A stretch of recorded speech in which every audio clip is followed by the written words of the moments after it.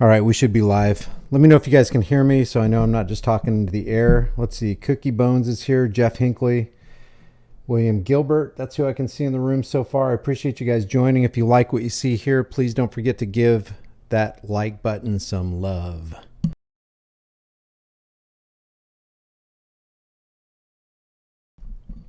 So you guys can hear me okay? Let me see. Please don't forget to give that loud and clear. This is Pyrotactics. Ann's here. Robert, Ronnie Robinson, James. Everybody's piling in. Thanks, Gray Dude, for being here. B-Dub, Christy Haynes, The Living Soil. Leonard's here. All right, guys. Appreciate you being here. I want to start this off by saying this was a recommended video by a lot of you guys. Wanted me to cover this and go live with it. So I don't usually go live on this channel. At least I've only done it like a handful of times. I don't know, maybe more than a handful, but it's been a while since I've done the Grease Monkey videos. Did I don't know. I got 3 channels, so I don't know if I went live on Grease Monkey videos or Here's the Deal last time. Anyway, I can't remember. But I wanted to talk about conspiracy. I'm pretty sick of hearing, oh, you're a conspiracy theorist. Let me just ask you a question. Is there such a thing as a conspiracy? Is there such a thing as people who are conspiracy minded? I mean, if we just look at the definition, it's not a mysterious definition. It's not a mysterious word. A secret plan by a group to do something unlawful or harmful. A secret plan by a group, which would be 2 or more people, to do something unlawful or harmful to another person or group of people. Let's see. Do conspiracies exist? Well, guess what? The government says they exist. They wrote U.S. Code 241, conspiracy against rights. So apparently the U.S. government thinks conspiracies exist. And look at the wording here. I love it. If 2 or more persons conspire to injure, oppress, threaten, or intimidate any person in any state, territory, commonwealth, and it says if 2 or more persons, it doesn't matter if they're judges, it doesn't matter if they're lawyers, it doesn't matter if they're presidents, it doesn't matter if they're politicians, congressmen, senators, plumbers. It doesn't matter who they are. If 2 or more persons conspire to injure, oppress, threaten, or intimidate any other person in any other territory, commonwealth, possession, or district, in the free exercise or enjoyment of any right or privilege secured to them by a constitution or any human right, if somebody conspires to take away your rights and your freedoms or your money, then there is a conspiracy afoot and you are the victim of said conspiracy. And that kind of goes hand in hand with USC, 18 USC 242, which is deprivation of rights under color of law. So usually a conspiracy means that somebody's going to come against you and take your freedoms or take your money or damage your property or do something harmful to you or to somebody that you love. That's a conspiracy. So do conspiracies exist? Can we at any point call it a conspiracy fact? Why does somebody want to use the term conspiracy to downplay a reality and marginalize people who are saying, hey, maybe there's a conspiracy afoot with this FTS Sam Bankman Fried / Ukraine / Congress / Biden administration thing? Maybe there's something to this thing. Maybe it's something that needs to be investigated. Maybe there's some plan afoot to take U.S. tax cattle money, give it to Ukraine. Ukraine gives it to FTX. It gets laundered, and a whole bunch of that money finds its way into the Democrat Party. Which, by the way, where did the rest of the money go? Because we're talking about 32, at least a reported $32 billion funneled through FTX. And now we're only talking about $40 million that went to the Democrat Party. There's a lot of that money missing. Where did it go? Who benefited? Who profited? Key bono, who benefits, and follow the money. And then you'll find out if there are conspiracies. And before I get into this thing, because I want to keep this as short as possible, as shareable as possible. If you guys give this video a thumbs up, it'll combat some algorithmic nonsense, and share this video when it gets done rendering. But I want to show you something that Steven Crowder, and I don't know what all this means. I don't know why people say the things that they say or why they believe the things that they believe.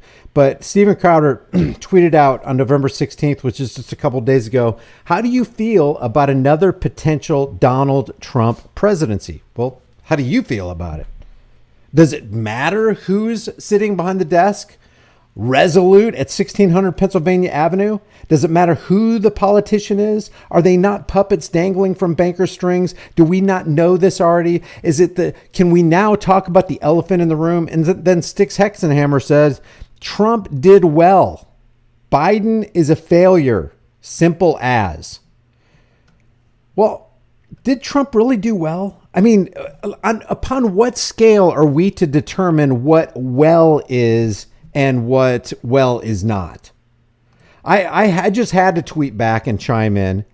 So if by well you mean he initiated Operation Warp Speed and called himself the father of the VAXX, if you mean that he initiated and okayed and approved from the White House red flag laws, which are anti-Constitution, anti-Second Amendment laws, I don't know, Mike, I like take the guns first, due process second. If you're talking about that, if you're talking by doing well, he issued $6.2 trillion worth of stimulus, most of which went to the big farm guy.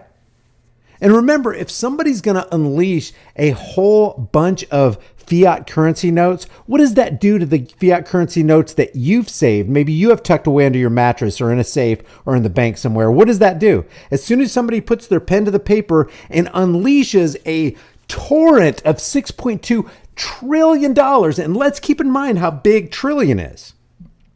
If you made $1 per second, you would make $86,400 a day. $86,400 per day is $1 per second. How long would you have to live to collect your first $1 trillion? Would you have to live 320 years? Would you have to live 3,200 years? That'd be crazy. You'd have to live 3,200 years to collect your first $1 trillion if you earned $1 every second. No, not even that. 3,200 years. Can you imagine living 320 years, let alone 3,200 years? You'd have to live 31,710 years to collect your first $1 trillion at $1 a second, which is $86,400 a day. 6.2 trillion is so massive, you can't possibly, if you really think about it, you can't wrap your head around that number. So he unleashes $6.2 trillion into the money supply, the M2 money supply, which attacks the money that you've earned, diminishing its value. And that's one of the reasons, not all the reason, but that's one of the reasons why gas goes up, why food goes up, why housing goes up, why the cost of living goes up, why it's going to cost you so much to heat your homes this winter. It's not just Bidenomics, it's Trumponomics. And you got trumped. We got punked. Unleashing 6.2 trillion. You don't have the legitimized authority to do that, Trump. You don't have the legitimized authority to do that, Biden or any puppet president. But why do they do it? Why are they doing the same things on the things that really, really matter? The things that really, really impact our lives. It's almost like they're working for the same team owner. I don't know. It almost seems like they're communicating with each other against us, to harm us, to do something unlawful to us. Why do they look like they're working for the same team, working for the same people, working on the same sides, even though they call themselves Republican over here and Democrat over here? Maybe because they are. And I'm going to show you from their own words that that is exactly what's happened. No theory to it. Conspiracy reality. The reality of conspiracy. He shut down the country. He suspended free speech on college campus, saying we need to do away with this anti-Semitic stuff. He hired Birx. He hired Fauci and didn't fire them. Even though his own constituency had a very serious problem with the anti-fraud, you get a little schmutz at that ritualistic shame muzzle. Of course you can get some schmutz with it. Of course I can. I'm the highest paid federal employee, for crying out loud. I get paid higher than the president of the United States. This is great. The American people, the tax cattle, butter my bread. You bet they do. He hires Birx and Fauci doesn't fire him, and his own constituency's got a problem with it. Who's he working for? Unleashes QE, which is quantitative easing, telling the Federal Reserve, go ahead and print all the money you want. Keep those interest rates artificially low. Just keep on doing it. Whereas before he was president, he was calling for quantitative tightening. So then I end with that equals Trump did well? Well, I guess he did well, not by the American people. He did well by the Zio International Banking Cartel, who he works for, who he got bailed out by. Look it up, guys. President Trump or former Donald Trump back in the 1990s got bailed out because he got underwater in Atlantic City with Taj Mahal. But guess who bailed him out? What company bailed him out? What corporation bailed him out? It was a guy named Wilbur Ross who worked for, wait for it, Donald Trump was bailed out by Wilbur Ross, who was an employee for Rothschilds Inc. Look at it. You can't make this stuff up. Well, you don't have to. Don't spend a moment wasting any kind of brain power trying to make anything up, because they write the script for us. What if you found out that Obama or Hunter Biden or Joe Biden was bailed out back in the 1990s by Rothschilds? You would know that he was in the bag for them.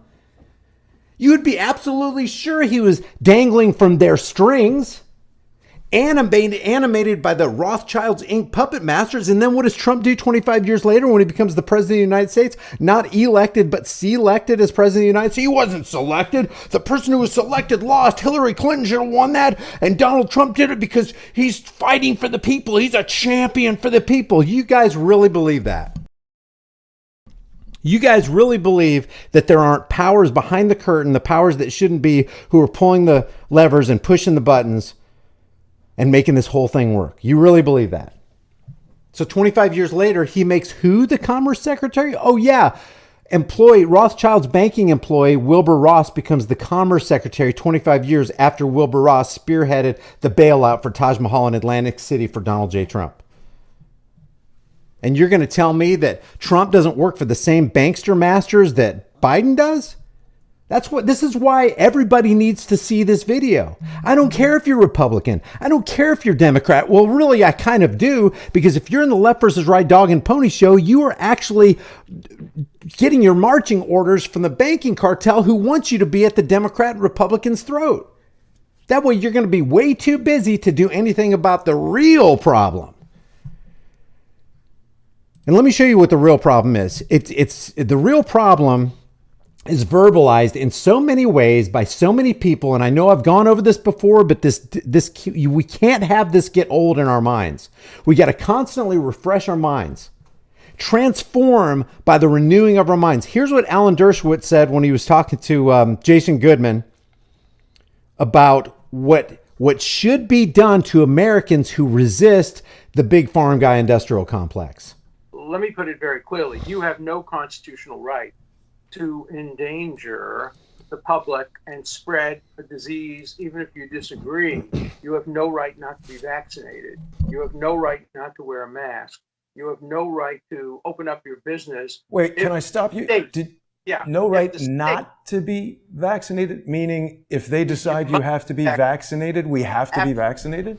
Absolutely. And if you refuse to be vaccinated, the state has the power to literally take you to a doctor's office and plunge a needle into your arm. If the vaccination, where is that in the Constitution? Is to prevent, if the vaccination. The state has, according to Alan Dershowitz, and we know who he works for, according to Alan Dershowitz, the state, and what did Bastiat say about the state? The state is that great fiction by which everyone seeks to live at the expense of everyone else. The state has the legitimate power in the minds of people like Alan Dershowitz to take you to a government-funded facility, a medical facility, and plunge a needle into your arm if you resist. But it's for public safety. Public safety will always be the alibi of tyrants. It always has been. It always will be, because it makes them sound good. It makes them sound noble. It makes them sound virtuous. Hey, we are only putting the kibosh on your freedoms. We're only stealing massive amounts of wealth out of your bank account. We're only devaluing your currency for public safety. Don't you get it? We care about you. We're the state. We're the government. There's no conspiracy here. We love you. Who was it? William Bloom, that said, no matter how paranoid or conspiracy-minded you might be, what the government is doing is far beyond what you can possibly imagine in the area and neighborhood of evil. You have no idea how bad it is. Oh, you just thought you were conspiracy-minded. Oh, wait till we lift the veil and show you exactly what's going on. Exactly what they have planned. The Great Reset, the Fourth Industrial Revolution. You'll own nothing and be happy. Eat the bugs. Marrying and merging your biology, your DNA, your structure with technology and AI, so that it's all unrecognizable. Oh, we're going to change this whole thing, says Sauerkraut's Klaus. Going to change the whole thing for you. And part of that is, what John Kerry says here about climate change, that it's going to take trillions and trillions of dollars, and no government that I know of is ready to put trillions into this on an annual basis. But they want it to be because the government has investigated themselves, and they've come back with a little report. And their report says, according to John Kerry, I'll play it here in a second, but we're going to need 2.5 to $4.5 trillion every single year if you want us politicians, us political parasites, because we love you so much, to save the planet. Listen to this nonsense. Once the rules get fully worked out and everybody's in a comfort place, hopefully this will be implemented, because we desperately need the money. There is not enough money in any... That's like a vampire. We desperately need blood. Where can we get some blood? And John Kerry's going, we desperately need the money. Oh, and then they do this little stuff. We need the money. You don't understand. We need the money. Why do you need the money? Oh, every red cent is going to go toward cleaning up our oceans, make sure that our air is, never mind Operation Popeye and all the things that we're putting, all the particulate matter we're putting out there in the atmosphere. Never mind those white lines in the sky. We need the money so we can clean the environment, because that's what we do. As he jet sets here and there, and his carbon footprint, John Kerry's carbon footprint alone, how many people are in here? Almost 500 people in the room right now. His carbon footprint is probably more than most of us in this room. And I'm talking about take most of us in this room and the carbon emission, or whatever they want to call it, for a whole 365-day period. He probably covers that in a week or 2 weeks. And these guys are going to virtue signal about how you need to cut back, and you need to turn your heat down, and you need to turn your thermostat down, and you need to suffer, and you need to not buy so much food, and you need to not take up so much space. Country in the world to actually solve this problem. It takes trillions, and no government that I know of is ready to put trillions into this on an annual basis. That's what the scientists and the UN finance reports say we must do. 2.5 to 4.5 trillion every year for the next 30 years. I don't even know how he says that without the United Nations Finance Committee. What is that? What is that? Every year, 2.5 to 4.5 trillion, not million, not billion. We're looking for trillions. Because it's going to help you. We love you. It's not about us. It's not about our vacation, our 5th vacation home. It's not about our wildly expensive mega yachts. It's not about us jet setting in our brand new G6. It's about you. Of course, we have to do all this for the planet because we love the planet. We're not political parasites sucking off the rest of you. We don't produce anything. We don't benefit society. We're a drain and a drag. And then what do all the people do? They go to the voting booth and they vote for people like this. Here, let's see. Who do I want to be another drain on society? Should I vote Team Red or Team Blue? Should I vote elephant or donkey this year? I don't know. Who should we throw all of our money to? Please rob me and rule me a little less, Mr. Republican, Mr. Democrat. God, bankers love it. How fortunate for the leaders that men do not think. How fortunate that they want to stay in their ignorance. As long as you give them a big fat Slurpee, some burgers, fries, some salty food, fattening food, and a nice comfortable couch and a flat screen TV from China, they're all set, man. They don't care. Let the world go by. But little do they know, we're going to be sitting in the FEMA camps along with them. Because people refuse to rise up and they refuse to get their heads out of their collective arses and do something about it and identify who the real problem is. I mean, even Herman Goering, one of the most evil people in human history, said, they want to lead us off to war because war is the euphemistic term for legalized mass murder. And they love mass murder because mass murder makes a whole lot of money. There's a great incentive to start wars.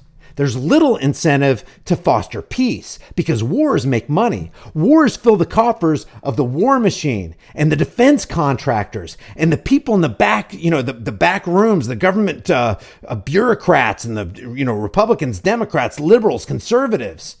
Because they get to suck more off the tax cattle of Ukrainians and the tax cattle of the New Zealanders and the tax cattle of the Australians and the tax cattle of Americans and everybody in UK. They get to suck off the top right there.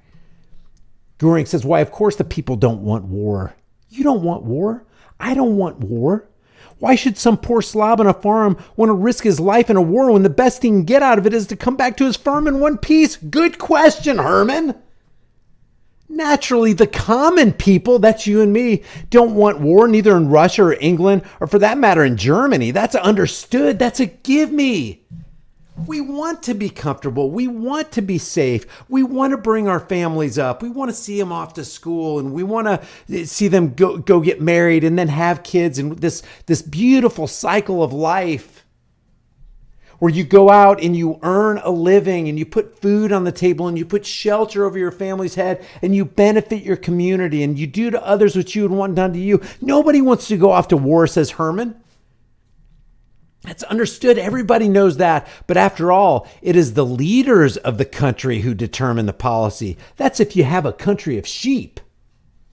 Ain't nothing wrong with the leader, but these leaders end up being rulers. And then they make rules and they tell you if you don't follow them, then you're a bad person and you need to be punished. And then all the other sheep go, oh my God, they're going to punish Johnny? Yeah, we need to punish Johnny. He broke the law. Instead of all getting together going, wait a minute, did Johnny harm somebody? Did he threaten to harm somebody? Did he damage somebody's stuff? I know you say he has a gun and he shouldn't. You say he shouldn't. I know you say he's stockpiling weapons, but that's still not harming anybody, threatening to harm anybody, damaging somebody's property and not paying for it. Johnny has not created a victim, but you're trying to tell me that Johnny is evil because he broke your rule? Well, maybe your rules suck, Herman. After all, it's the leaders of the country who determine the policy, and it's always a simple matter to drag the people along. Always. Unfortunately, he's right. Whether it's a democracy, and by the way, drag people along, that's conspiracy. Okay, so the vast majority of people don't want war. And then the psychopathic rulers go, how do we change that? How do we get them to clamor for war, to call for war, to even get on their hands and knees and beg for war? Please keep us safe. What did Benjamin Franklin say? If any of you dimwits give up an ounce of essential liberty to secure politically promised security, and that's all it is, then you don't deserve liberty or security. Stop being ignorant. But he goes, hey, it's a simple matter to drag them along. It's a simple matter to conspire against them. It's a simple matter for us to concoct something unlawful or unreasonable or immoral against them and get them to call for the war that they don't even want in their own hearts. How do you do that? Well, propaganda is a big part. And then he says, whether it's a democracy or a fascist dictatorship or a parliament or a communist dictatorship, voice or no voice, the people can always be brought to the bidding of the leaders. In other words, the leaders want war because they're going to profit from it. And guess what? They get to use the people who don't want war as fodder. That is easy. All you have to do is tell them that they're being attacked and denounce the peacemakers for lack of patriotism. Oh, you don't want war. You don't love our country. You don't want to fill the coffers of the defense contractors, Raytheon, Boeing, Northrop Grumman? You don't want to make them rich? You don't want to help Vladimir Zelensky in Ukraine? Don't you understand? Those Ukrainians are bold, they're brave, they're strong. We need to help them. But you don't want to help them because you're not patriotic. You're not on board because you hate the Ukrainians. In other words, you don't buy into their propaganda? Well, in their minds, you're a dimwit, but they have sheep minds that are easily controlled by the leaders and the rulers, the psychopathic rulers, who want you to believe that we need war. War is the best thing to bring peace, they say. And if you don't want war, if you don't want legalized mass murder, we're going to make you look unpatriotic and we're going to make all the other townspeople look down on you. That's it. That's how you do it. That's how they do it. That's how they conspire. Don't give me this conspiracy theory nonsense. It's BS. It says, and denounce the peacemakers. In other words, I don't want war. Denounce the people who are just normal human beings. Remember what Krishnamurti said? It's no measure of good mental health to be considered well adjusted to a profoundly sick society. See, propaganda gets into people's minds and makes them profoundly mentally sick. So sick that those people who in their hearts know they don't want war are actually calling for war because they've been programmed. Something's been turned on in their mind, and we'll get to the bottom of this here in a second. Something's been turned onto their mind that makes them want things that they naturally wouldn't want. That's how powerful propaganda is, and Hermann Goering knew it. All you got to do is tell them they're being attacked and denounce the peacemakers. You're being attacked. Hey, your safety's being jeopardized. You don't want your safety being jeopardized, do you? You still want your flat screen TV, your potato chips, and your ice cream, and your comfortable couch, and your comfortable neighborhood, don't you? Well, then we got to go to war. It's disgusting. All you got to do is tell them they're being attacked, denounce the peacemakers for lack of patriotism, and exposing the country to danger. It works the same in every country. Second verse, same as the first. We don't change our recipe because this evil cake we keep baking, the bread and circuses crowd keeps eating it up. And as long as you give them bread and circuses, they will never, ever revolt. They won't have the gumption. They won't have the willpower to do it because we've already turned that little natural thing off in their minds and made them think unnaturally in this wicked, evil, depraved society. And just in case you think that there's something going on with this Grease Monkey videos, guys, he sounds pretty conspiracy theorist oriented to me. This is from the Joint Chiefs of Staff on 13 March 1962. It was called Operation Northwoods, also justification for U.S. military intervention in Cuba. And what they were going to do, the Joint Chiefs under Kennedy were conspiring against the United States of America and the people of America to get them to be on board with a war in Cuba. It says the Joint Chiefs of Staff have considered the attached memorandum for the Chief Operations of the Cuba Project, which responds to the request that the Office for brief but precise description of pretext, which would provide justification for U.S. military intervention in Cuba. Provide justification for U.S. military intervention in Cuba. In other words, how do we get Americans who don't want war on board with a military intervention in Cuba? Oh, I know what we can do. And if you read the rest of this, they're literally talking about committing acts of terror on American soil against Americans, making jets look like they're Cuban fighter jets, and bombing Americans and filling planes with American students and crash landing them on American soil and blaming it on Cuba. So Americans who don't think about what's really going on will go, please, U.S. government, who caused all this massive death and destruction and mayhem, please go and take care of Cuba for us, because apparently they're not wanting to play fair and they want to commit all this terrorist activity on our soil and jeopardize our freedoms. Go get them, military. There's no conspiracy. Nobody's conspiring. You know what? It's so bad that even Wikipedia's got it right. I'll just read the first couple lines of Operation Northwoods. You know things are bad when you're going to Wikipedia going, hey, you know, they're pretty on target with this. Operation Northwoods was, and this is the words of Wikipedia in case these two words right here start getting me flagged by the YT algorithm. Operation Northwoods was this is Wikipedia, a proposed FF operation against American citizens that originated with what? The U.S. Department of Defense. Isn't the U.S. Department of Defense supposed to be on our side, defending our freedoms and protecting us? You mean they were going to commit an FF operation against us and it originated from them, our protectors? You've got to be kidding. This sounds like a conspiracy. Sounds like two or more people were planning to do something unlawful or harmful to the rest of us.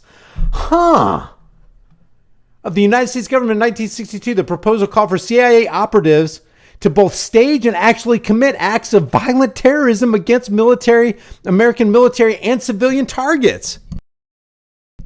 and then turn around and blame them on the Cuban government and using it to justify a war against Cuba. The possibilities detailed in the document included the remote control of civilian aircraft, which would be secretly repainted as U.S. Air Force planes, the possible assassination of Cuban immigrants, sinking boats of Cuban refugees on the high seas, blowing up a U.S. ship, and orchestrating terrorism in U.S. cities, all coming from the U.S. military-industrial complex under the U.S. Department of Defense. But there is no conspiracy. It's all theoretical. This is stuff that they wanted to do. JFK put a kibosh on it. So what undergirds this? Well, there are psychological operators and social engineers like the Hermann Goering types who know that people are just generally good people and they don't want war. They don't want to go hurt anybody. They don't want their taxpayers to be used to go hurt anybody. But he also knows that propaganda can change all that. It's a game changer. This is Edward Bernays. He's the nephew of a famous guy that you may have heard of, Sigmund Freud. And he says the conscious and intelligent manipulation of the organized habits and opinion of the masses is an important element in democratic society. Those who manipulate this unseen mechanism of society constitute an invisible government, which is the true ruling power of our country. So who really rules the country? Alexandria Ocasio-Cortez, who the Republicans delight in making fun of.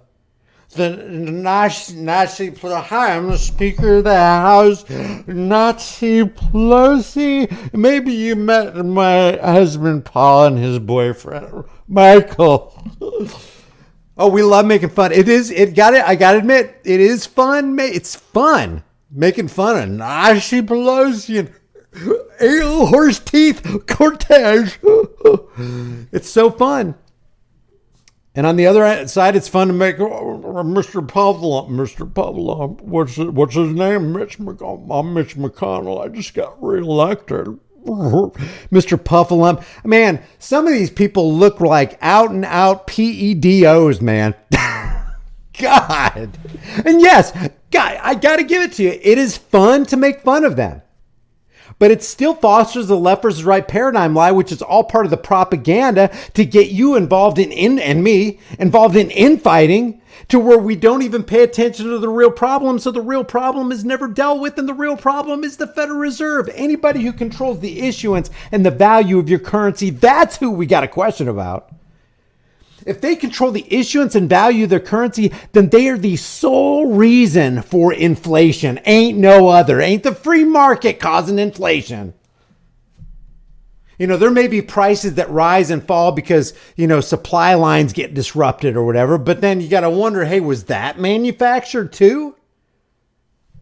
But there are psychological operators and social engineers constantly working behind the scenes to manipulate and reprogram our minds. By the way, television programming, they don't call it programming for nothing.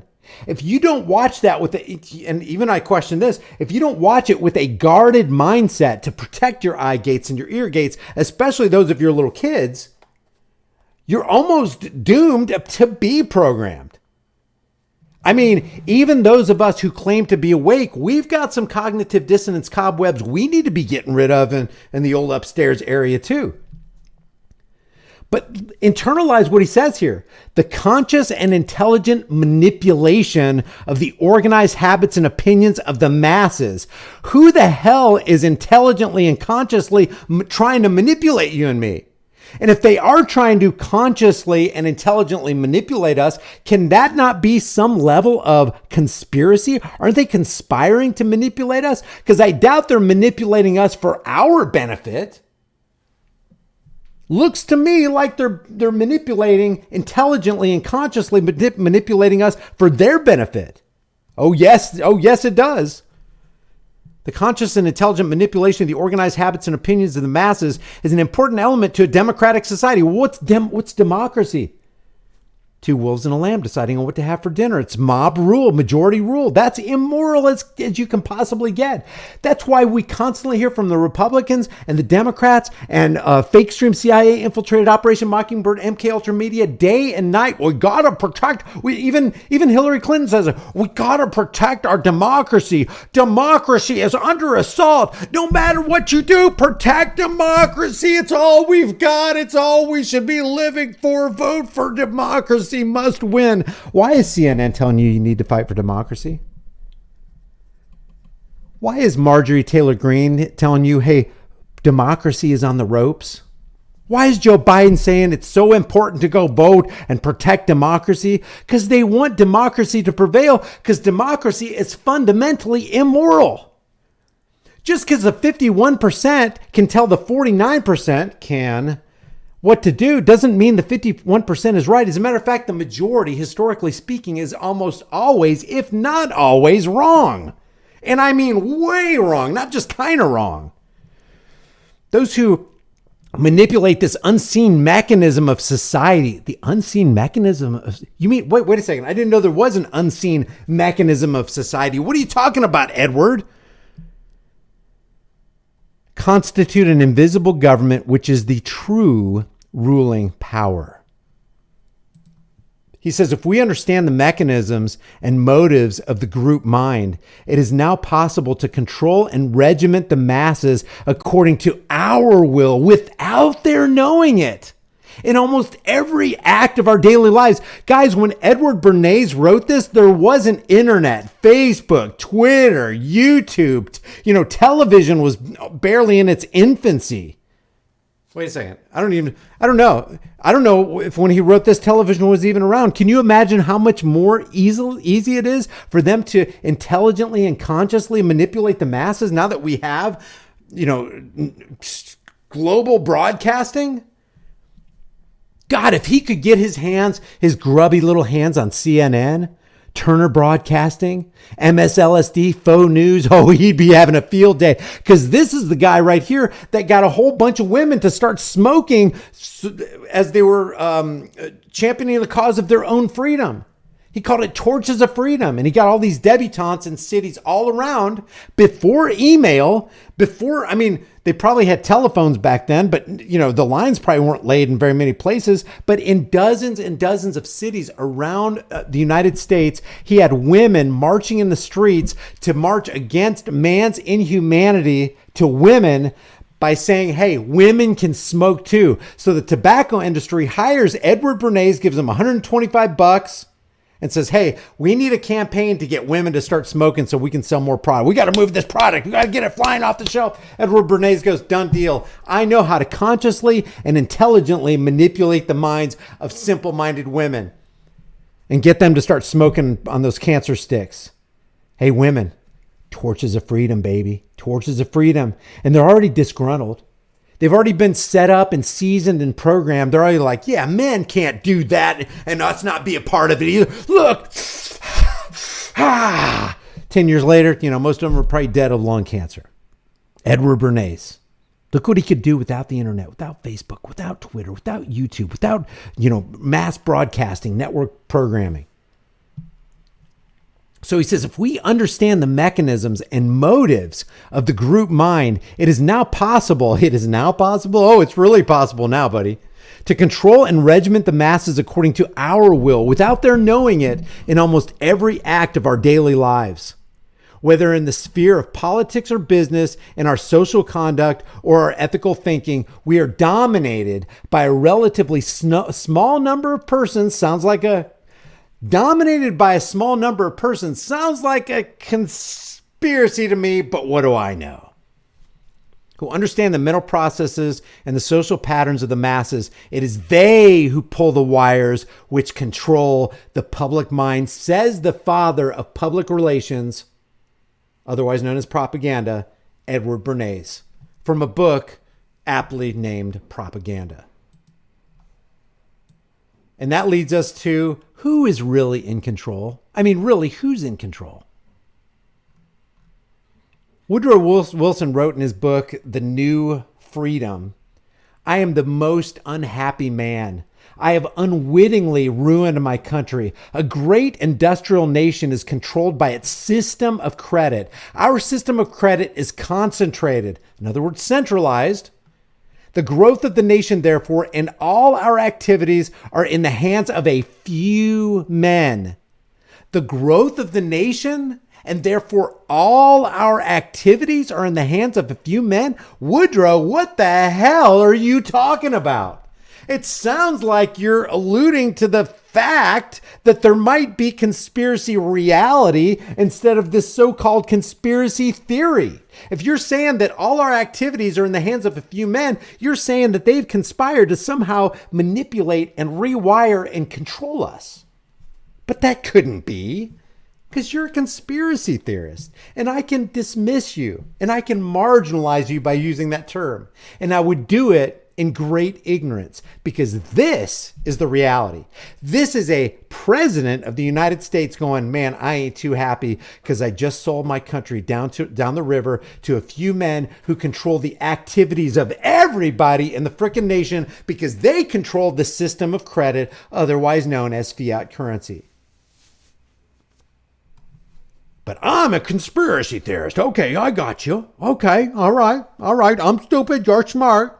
You've studied these things. You know what Woodrow Wilson said. We have come to be one of the worst ruled, one of the most completely controlled and dominated governments in the civilized world. No longer a government by free opinion, no longer a government by conviction and the vote of the majority, but a government, even if that was true, it would still be immoral. So this is like a double psychological operation to listen to this fool talk. And here's the president of the United States. But a government by the opinion and duress of a small group of dominant, conspiratorial, conspiring men.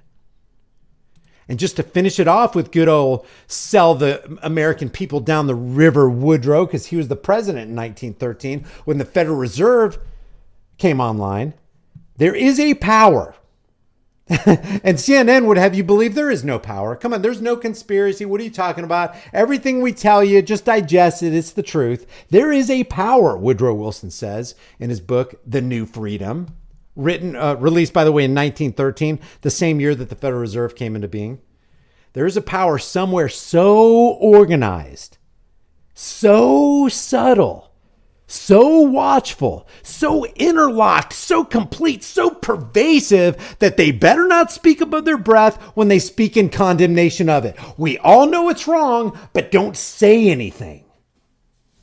And that's why you don't hear people like this and the Ben Bernackes and the Janet Yellens of the world and the Powells of the world tarred and feathered. That's why you don't see any tar and feathering of these Zio International Banking central societal wreckers and conspirators. Nothing's ever done to them because you know why? They own corporate media. They own the communist news networks of the world and the always broadcasting craps and the nothing but craps, ABC, NBC, faux news. They own them all. So they set the script. And they write the script and they hire the teleprompter readers. And those teleprompter readings sold out, and SOUL' out. Teleprompter readers regurgitate what they're told to say to you so that they can lay cover for the real criminals. The ones who not only, they own the product of your time and laboring energies. They own your labor. They own your time. They own the time of your children and your grandchildren. We're $31 trillion in debt, not counting unfunded liabilities of Social Security and Medicare, which makes it up to $171 trillion and beyond. But listen to what this guy says. This is former Fed chairman. He was the Fed chairman for 18 and a half years. Listen to what he says about who is in control and how much power he and his buddies have. And these are just the people we know the names of. I'm sure there are far more powerful people than these guys. Should be the proper relationship between a chairman of the Fed and a president of the United States.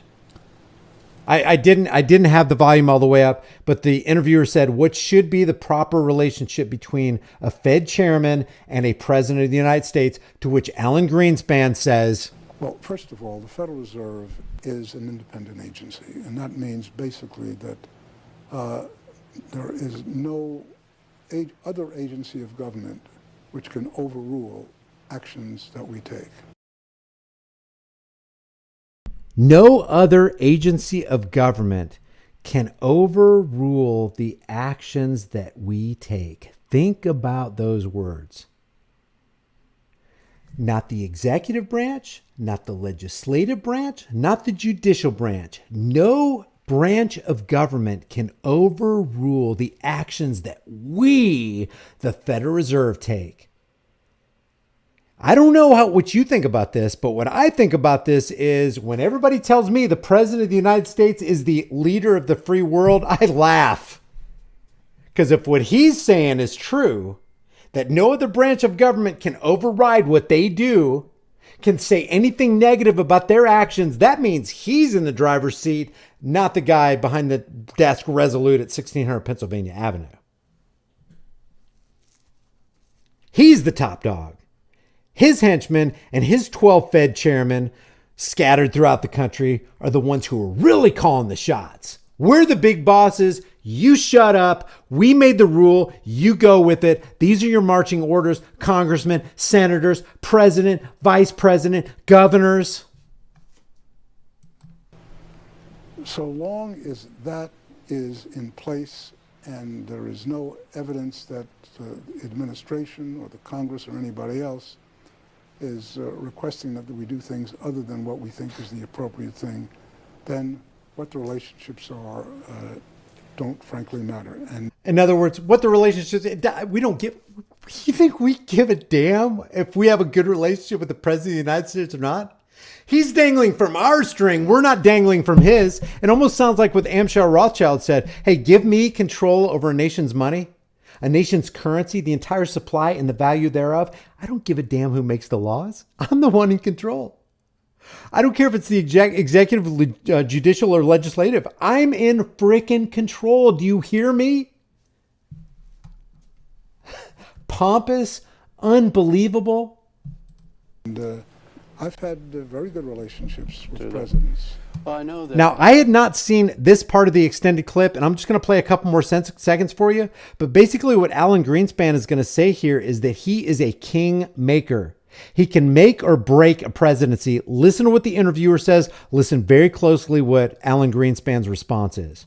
You mentioned it in the book, and everybody knew about it at the time, that President George H.W. Bush blamed you, partly at least, for his re-election laws. I think he said fully. See, the interviewer said, George H.W. Bush blamed you partly for him not becoming president. He says, oh, I think he said fully. And they take great joy and great pride in this. We are king makers and we are king breakers. You think when you go to the polling place to vote for a president of the United States, you think your vote really matters? It only does if you're a central banking cartel overlord. Otherwise, I mean, if that's true, then it's not an election. It's a selection. And I guarantee you, it doesn't matter who wins. Like Stalin said, it doesn't matter who the people vote for. Every vote is a vote for us. It's the same hand and a different puppet. This puppet goes, this puppet comes down, but it's always the same hand, the same strings, the same aircraft cables, the same script. Why did Trump flip from, hey, we need quantitative tightening, we need a strong dollar, to when he became president, hey, we need quantitative easing. We need the Fed to print more money. We need him to lower interest rates. We need to make my presidency look good, like I'm a good guy. Why did he release $6.2 trillion? He's not authorized to release because it doesn't exist. If you're $31 trillion in debt, where does the $6.2 trillion come from for stimulus? Where did the last $37 billion come from going to Ukraine if we're in debt? It's like you being underwater with your house. You're 10 payments behind on your rent payment, on your car payment, but you're going to put some more money on the credit card that you don't have, that eventually somebody's going to have to pay for. And so they kick the can down the road again, and your grandbabies and my grandbabies and their grandbabies and their great grandbabies are going to be on the bankster hook, man. Who's in control? Is there a conspiracy? It doesn't matter who the president is, guys. So I want to come back around to what the heck is a conspiracy? What is it? It's super simple. There's nothing complex about this. There's nothing complex at all about this. If you're conspiracy minded, you're not conspiracy minded enough, because of what the government is doing and what the government has done and what the government will do under this great reset, fourth industrial revolution, you'll own nothing and be happy nightmare they want to bring upon us. What you think they're doing and what they're really doing, you can't even quantify the evil and the avalanche of sinister mayhem, nonsense, destruction, and terrorism that's coming our way. Oh, in the name of keeping us safe, of course. And that's what's going to diffuse everybody. Oh, well, they're doing it we got to shut down for our freedom. We got to wear ritualistic shame muzzles for our freedom. We got to be, shot up by the big farm guy for our freedom. It's a secret plan by a group of people to do something unlawful or harmful to a whole bunch of other people. It exists. It's real. So the reason I entitled this, everybody needs to see this, because most people, I'm telling you could hold up a dollar bill to their face and say, hey, who controls the issuance and value of this currency right here? Who controls you? Who are the masterminds? Who are the puppet masters? They won't be able to tell you. They're too busy watching Netflix or watching, men in tight pants chase balls, and we're in a desperate hour right now. Desperate times call for desperate measures. And the first and foremost desperate measure we have is to relentlessly pursue the truth and redeem our time. If you guys enjoyed this video, if you guys think that this video and the contents therein would be beneficial for anybody to hear, give this video a like right now or you'll forget. I mean, I do it. I watch live streams and I forget. If I'm in the first 5 minutes or 10 minutes and I really like what I'm hearing, I give them a like. I try to remember anyway. But I get it. People forget. So give this video a like right now. There's 459 likes. Let's see if we can get up to 500 likes before the end of this video. And we're wrapping it up right now. But give it a like. When this video gets done rendering and you think that somebody could benefit from them because they don't know what Woodrow Wilson said. They don't know who Klaus Schwab is. They've never heard that quote by Hermann Goering. They don't know who, Edward Bernays and they don't even know what propaganda is. If you think that they could benefit by listening to this video, share it. Share all my YouTube channels, High Impact Flicks, Grease Monkey Videos. Here's the deal. James Corbett puts out great stuff. Spiro, Last American Vagabond, all these people who've been kicked off of all these platforms and got economically terrorized, and they're barely making it, but they care enough about society to go out there and tell the truth. Because the first casualty in any war, including this information war, and you've heard me say this before, is the truth. They got to take the truth down. Because if the truth stands in the minds and the hearts of a whole bunch of people, they can't continue doing what they're doing. No people will tamely surrender their liberties, nor can any be easily subdued when knowledge is diffused and virtue is preserved. One of the ways you diffuse knowledge in this day and age right here is just share this video. 536 likes. Thank you guys. I appreciate it. Thanks for all the donations. I wasn't paying attention to the super chats or anything. I don't think there were any, but if you did, I really appreciate it. If I didn't call them out, I don't know. I just wasn't watching the chat. So it's no big deal. I appreciate it. If people are universally ignorant and debauched in their manners, they'll sink under their own weight without the aid of foreign invaders. And public relations specialists like Edward Bernays and the Sigmund Freuds of this world, who really want to consciously, intelligently manipulate the minds of the masses, they know what's going on. And the bad thing is, the reason they're so successful is because most people don't know what's going on. Most people desire to be ignorant and free. And like Jefferson said, if you desire to be ignorant and free, you desire what never was and what never shall be. You can't be ignorant and free. You can be ignorant and a slave. You can be so ignorant that you vote for the chains of your own oppression. Like this little meme says right here, the slave's suggestion box. Voting is the slave suggestion box. Choosing masters every few years doesn't make you free. You know where you won't see a free man? You will never see a free man in a line to vote for the chains of his own oppression. I don't care who you're talking about. If he's free, he ain't going to be in the voting booth.